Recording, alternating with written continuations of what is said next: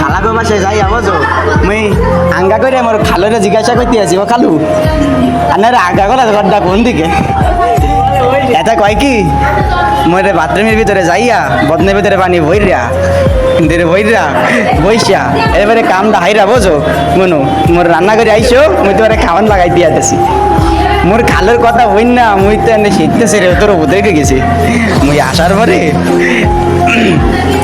ওইতে আসার পরে আমি খালারে জিগাই দিয়েছি ও খালা মোর আপু কোথায় গেছে গে কোসে আপু তোর আপু হলো পুষ্কনিতে গোসল করতে গেছে ও তোমার ঘরে পুষ্কনি আছে মুই তো জানি না তো তোমাকে পুষ্কনি কোন আনে আরে খালু আমার খালারে কইতে আছে হ্যালো ডাইলা লবণ দিছো না দিবা